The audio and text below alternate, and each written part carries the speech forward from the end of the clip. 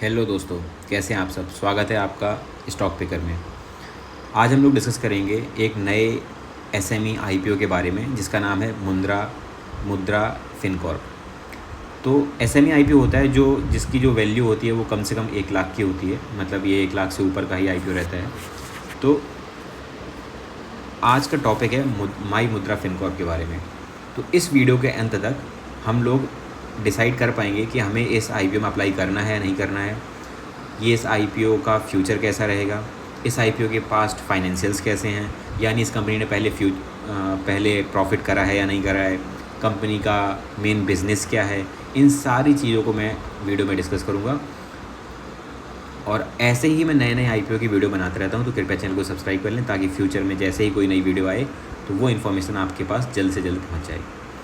तो बिना किसी टाइम वेस्ट करे हम लोग स्टार्ट करते हैं। तो माई मुद्रा फिनकॉर्प एक नॉन बैंकिंग फाइनेंशियल कंपनी है। नॉन बैंकिंग फाइनेंशियल कंपनी का काम क्या होता है कि ये नॉर्मल बैंकों की तरह काम नहीं करती है। मतलब ये जैसे हम लोग पर्सनल लोन लेते हैं, डेबिट कार्ड लेते हैं, क्रेडिट कार्ड लेते हैं, तो ये जो नॉन बैंकिंग फाइनेंशियल कंपनीज़ होती हैं ये ऐसे काम नहीं करती हैं। इनका जो मेन काम होता है, ये फाइनेंस करती हैं कुछ एंटिटीज़ को, यानी कुछ छोटी छोटी इंडस्ट्रीज़ को, या फिर जो ग्रो कर रही हैं, जिनको फाइनेंस की ज़रूरत है, यानी पैसों की ज़रूरत है, तो उनको ये लोन प्रोवाइड करती है। तो वैसी एक कंपनी, इसका नाम है माई मुद्रा फिनकॉर्प। तो ये अपना एक आईपीओ लॉन्च करने वाली है जिसकी ओपनिंग होगी 5 सितंबर को और क्लोजिंग होगी 9 सितंबर को। और इसका अलॉटमेंट आएगा 10 सितंबर को और 12 तारीख को लिस्टिंग हो जाएगी। अब हमें ये डिसाइड करना है कि हमें इस आईपीओ को अप्लाई करना है या नहीं करना है। तो हम ये कैसे डिसाइड करेंगे, इसके लिए हम जाएंगे इसके डिटेल्ड डॉक्यूमेंट में जो हर एक कंपनी खुद रिलीज़ करती है ड्यूरिंग देयर आईपीओ रिलीज़। जब भी वो आईपीओ के लिए रजिस्ट्रेशन करते हैं तो वो एक डिटेल डॉक्यूमेंट रिलीज़ करते हैं जिसमें उनकी पूरी फाइनेंशियल डिटेल्स होती है। तो आ जाते हैं उस पॉइंट पे। तो यहाँ पे देखते हैं कितने का आईपीओ रिलीज़ किया है। तो इस कंपनी ने 33 करोड़ का आईपीओ किया है, यानी एक छोटा सा आईपीओ है। तो यहाँ पे आपको सब्सक्रिप्शन थोड़ा सा ज़्यादा देखने को मिलेगा, क्योंकि सिंपल चीज़ है, अगर छोटा आईपीओ लॉन्च करा है यानी कम लॉट लॉन्च करे होंगे, लेकिन अप्लाई करने वाले बहुत सारे हैं, तो उसका जो नंबर सब्सक्रिप्शन होता है, सब्सक्रिप्शन को जो टाइम्स होता है वो बढ़ जाता है। अब आ जाते हैं कंपनी के फाइनेंशियल्स पे। तो ये जो कंपनी है इसने 3 साल का ईयरली रिजल्ट्स रिलीज़ करे हैं। मार्च 2021 में इसकी रेवेन्यू थी 28 करोड़, जो कि बढ़ के हो गई 53 करोड़ मार्च 2022 में, और वो बढ़ के हो गई 2023 में 71 करोड़। यानी company year on year revenue बढ़ा रही है। तो क्या कंपनी प्रॉफिट भी बढ़ा रही है? बिल्कुल। प्रॉफिट आफ्टर टैक्स इसका कंपनी का 0.46 से 3.46 से 8.35 हो गया। यानी कंपनी हर साल ट्रिपल टाइम से क्वाड्रपल कर देती है अपने प्रॉफिट को। यानी कंपनी एक बहुत सही डायरेक्शन में जा रही है। यही नहीं, कंपनी के फाइनेंशियल्स में सबसे एक और भी इंपॉर्टेंट चीज़ होती है जिसे बोलते हैं एक्सपेंस। कंपनी एक्सपेंस कितना कर रही है। कंपनी अगर एसेट्स में एक्सपेंस कर रही है, या कंपनी अपनी रेवेन्यू का पार्ट वो कंपनी की ही ग्रोथ में लगा रही है, तो उससे कंपनी की स्ट्रेंथ और अच्छी बढ़ती है, कंपनी और बड़ी होती है, कंपनी और आगे बढ़ती है, जो कि यहाँ पे क्लियरली दिख रहा है। कंपनी एक्सपेंस भी हर साल कर रही है, 27 करोड़, 48 करोड़ और 59 करोड़।